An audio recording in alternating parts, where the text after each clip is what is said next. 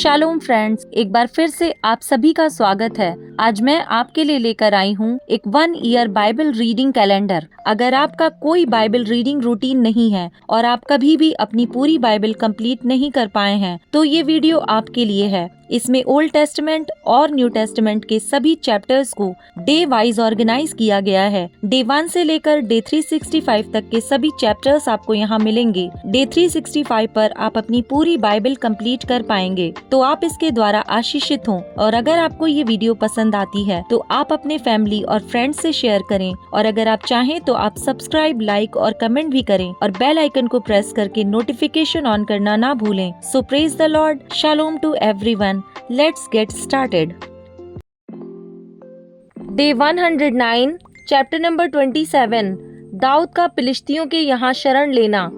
तब दाऊद सोचने लगा, अब मैं किसी न किसी दिन शाऊल के हाथ से नष्ट हो जाऊंगा। अब मेरे लिए उत्तम यह है कि मैं फिलिस्तियों के देश में भाग जाऊं। तब शाऊल मेरे विषय निराश होगा और मुझे इजराइल के देश के किसी भाग में फिर ना ढूंढेगा। यूं मैं उसके हाथ से बच निकलूंगा। तब दाऊद अपने 600 संगी पुरुषों को लेकर चला गया और गत के राजा माओक के पुत्र आकीश के पास गया। और दाऊद और उसके जन अपने अपने परिवार समेत गत में आकीश के पास रहने लगे। दाऊद अपनी 2 स्त्रियों के साथ अर्थात यिज्रेली अहीनोअम और नाबाल की स्त्री कर्मेली अबीगैल के साथ रहा। जब शाऊल को यह समाचार मिला कि दाऊद गत को भाग गया है, तब उसने उसे फिर कभी न ढूंढा। दाऊद ने आकीश से कहा, यदि मुझ पर तेरे अनुग्रह की दृष्टि हो तो देश की किसी बस्ती में मुझे स्थान दिला दे, जहाँ मैं रहूं। तेरा दास तेरे साथ राजधानी में क्यों रहे। तब आकीश ने उसे उसी दिन सिकलग बस्ती दी। इस कारण से सिकलग आज के दिन तक यहूदा के राजाओं का बना है। फिलिस्तियों के देश में रहते रहते दाऊद को 1 वर्ष 4 महीने बीत गए, और दाऊद ने अपने जनों समेत जाकर गशूरियों, गिरिज्जियों और अमालेकियों पर चढ़ाई की। ये जातियां तो प्राचीन काल से उस देश में रहती थीं, जो शूर के मार्ग में मिस्र देश तक है।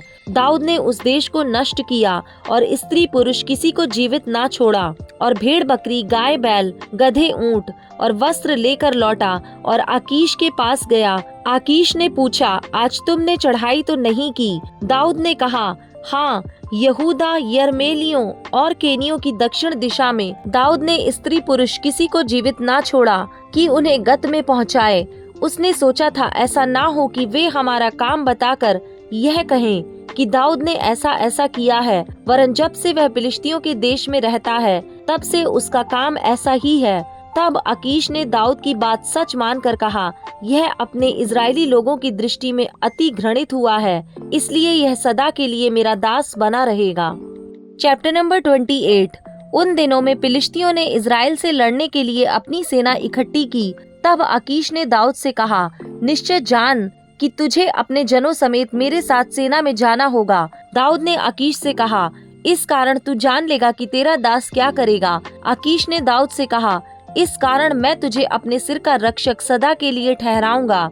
शाऊल और भूत सिद्धि करने वाली स्त्री शमूएल तो मर गया था, और समस्त इजरायलियों ने उसके विषय छाती पीटी और उसको उसके नगर रामा में मिट्टी दी थी।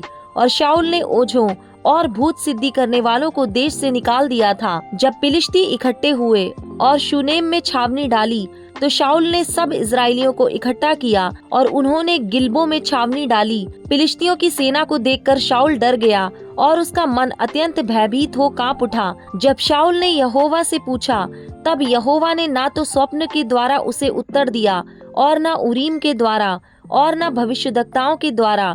तब शाऊल ने अपने कर्मचारियों से कहा, मेरे लिए किसी भूत सिद्धि करने वाली को ढूंढो कि मैं उसके पास जाकर उससे पूछूं। उसके कर्मचारियों ने उससे कहा, एंदौर में एक भूत सिद्धि करने वाली रहती है। तब शाऊल ने अपना भेष बदला और दूसरे कपड़े पहनकर 2 मनुष्य संग लेकर रातों रात चलकर उस स्त्री के पास गया और कहा, अपने सिद्धि भूत से मेरे लिए भावी कहलवा, और जिसका नाम मैं लूंगा उसे बुलवा दे। स्त्री ने उससे कहा, तू जानता है कि शाऊल ने क्या किया है, कि उसने ओझों और भूत सिद्धि करने वालों का देश से नाश किया है। फिर तू मेरे प्राण के लिए क्यों फंदा लगाता है कि मुझे मरवा डाले। शाऊल ने यहोवा की शपथ खाकर उससे कहा, यहोवा के जीवन की शपथ, इस बात के कारण तुझे दंड ना मिलेगा। तब स्त्री ने पूछा, मैं तेरे लिए किसको बुलाऊं? उसने कहा, शमूएल को मेरे लिए बुला। जब स्त्री ने शमूएल को देखा तब ऊंचे शब्द से चिल्लाई और शाऊल से कहा, तूने मुझे क्यों धोखा दिया? तू तो शाऊल है। राजा ने उससे कहा, मत डर, तुझे क्या देख पड़ता है? स्त्री ने शाऊल से कहा, मुझे एक देवता पृथ्वी में से चढ़ता हुआ दिखाई पड़ता है। उसने उससे पूछा, उसका कैसा रूप है? उसने कहा, एक बूढ़ा पुरुष बागा ओढ़े हुए चला आता है। तब शाऊल ने निश्चय जानकर कि वह शमूएल है, औंधे मुंह भूमि पर गिर के दंडवत किया। शमूएल ने शाऊल से पूछा, तूने मुझे ऊपर बुलवा कर क्यों सताया है? शाऊल ने कहा, मैं बड़े संकट में पड़ा हूँ, क्योंकि फिलिस्ती मेरे साथ लड़ रहे हैं और परमेश्वर ने मुझे छोड़ दिया, और अब मुझे ना तो भविष्यद्वक्ताओं के द्वारा उत्तर देता है और न स्वप्नों के। इसलिए मैंने तुझे बुलाया कि तू मुझे जता दे कि मैं क्या करूं। शमूएल ने कहा, जब यहोवा तुझे छोड़कर तेरा शत्रु बन गया तब तू मुझसे क्यों पूछता है? यहोवा ने तो जैसा मुझसे कहलवाया था वैसा ही उसने व्यवहार किया है, अर्थात उसने तेरे हाथ से राज्य छीनकर तेरे पड़ोसी दाऊद को दे दिया है। तूने जो यहोवा की बात ना मानी और ना अमालेकियों को उसके भड़के हुए कोप के अनुसार दंड दिया था, इस कारण यहोवा ने तुझसे आज ऐसा बर्ताव किया। फिर यहोवा तुझ समेत इजराइलियों को फिलिस्तियों के हाथ में कर देगा, और तू अपने बेटों समेत कल मेरे साथ होगा, और इजरायली सेना को भी यहोवा फिलिस्तियों के हाथ में कर देगा। तब शाऊल तुरंत मुंह के बल भूमि पर गिर पड़ा और शमूएल की बातों के कारण अत्यंत डर गया। उसने पूरे दिन और रात भोजन ना किया था, इससे उसमें बल कुछ भी ना रहा। तब वह स्त्री शाऊल के पास गई और उसको अति व्याकुल देखकर उसने कहा, सुन, तेरी दासी ने तो तेरी बात मानी, और मैंने अपने प्राण पर खेलकर तेरे वचनों को सुन लिया जो तूने मुझसे कहा। तो अब तू भी अपनी दासी की बात मान, और मैं तेरे सामने एक टुकड़ा रोटी रखूं, तू उसे खा, कि जब तू अपना मार्ग ले तब तुझे बल आ जाए।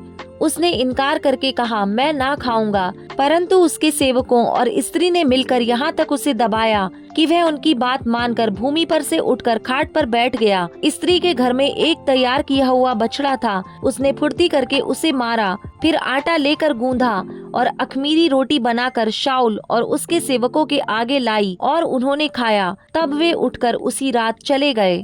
Chapter number 29। फिलिस्तियों द्वारा दाऊद पर संदेह।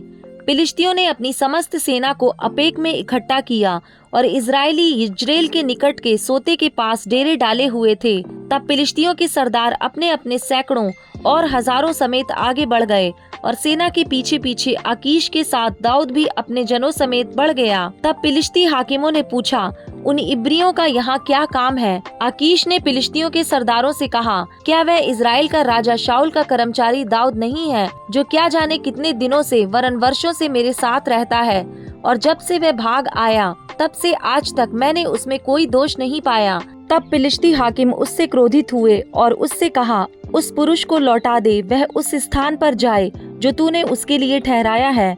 वह हमारे संग लड़ाई में ना आने पाएगा, कहीं ऐसा ना हो कि वह लड़ाई में हमारा विरोधी बन जाए। फिर वह अपने स्वामी से किस रीति से मेल करे? क्या लोगों के सिर कटवा कर ना करेगा? क्या यह वही दाऊद नहीं है जिसके विषय में लोग नाचते और गाते हुए एक दूसरे से कहते थे, शाऊल ने हजारों को पर दाऊद ने लाखों को मारा है। तब अकीश ने दाऊद को बुलाकर उससे कहा, यहोवा के जीवन की शपथ, तू तो सीधा है और सेना में तेरा मेरे संग आना जाना भी मुझे भावता है, क्योंकि जब से तू मेरे पास आया तब से लेकर आज तक मैंने तो तुझ में कोई बुराई नहीं पाई। तो भी सरदार लोग तुझे नहीं चाहते, इसलिए अब तू कुशल से लौट जा। ऐसा ना हो कि फिलिस्ती सरदार तुझसे अप्रसन्न हो। दाऊद ने अकीश से कहा, मैंने क्या किया है, और जब से मैं तेरे सामने आया तब से आज तक तूने अपने दास में क्या पाया है कि मैं अपने प्रभु राजा के शत्रुओं से लड़ने ना पाऊं? अकीश ने दाऊद को उत्तर देकर कहा, हाँ, यह मुझे मालूम है, तू मेरी दृष्टि में तो परमेश्वर के दूत के समान अच्छा लगता है। तो भी फिलिस्ती हाकिमों ने कहा है, वह हमारे संग लड़ाई में ना जाने पाएगा। इसलिए अब तू अपने प्रभु के सेवकों को लेकर जो तेरे साथ आए हैं तड़के उठना, और तुम तड़के उठकर उजियाला होते ही चले जाना। इसलिए दाऊद अपने जनों समेत तड़के उठकर फिलिस्तियों के देश को लौट गया और फिलिस्ती यिज्रेल को चढ़ गए। Luke chapter number 17 verse number 1 to 19। ठोकर का कारण बनना। फिर उसने अपने चेलों से कहा, हो नहीं सकता कि ठोकरें ना लगें, परंतु हाय उस मनुष्य पर जिसके कारण वे आती हैं। जो इन छोटों में से किसी एक को ठोकर खिलाता है, उसके लिए यह भला होता कि चक्की का पाट उसके गले में लटकाया जाता और वह समुद्र में डाल दिया जाता। सचेत रहो, यदि तेरा भाई अपराध करे तो उसे समझा, और यदि पछताए तो उसे क्षमा कर। यदि दिन भर में वह 7 बार तेरा अपराध करे और 7 बार तेरे पास फिर आकर कहे मैं पछताता हूँ, तो उसे क्षमा कर। विश्वास। तब प्रेरितों ने प्रभु से कहा, हमारा विश्वास बढ़ा। प्रभु ने कहा, यदि तुमको राई के दाने के बराबर भी विश्वास होता तो तुम इस शहतूत के पेड़ से कहते कि जड़ से उखड़कर समुद्र में लग जा, तो वह तुम्हारी मान लेता। एक दास का कर्तव्य।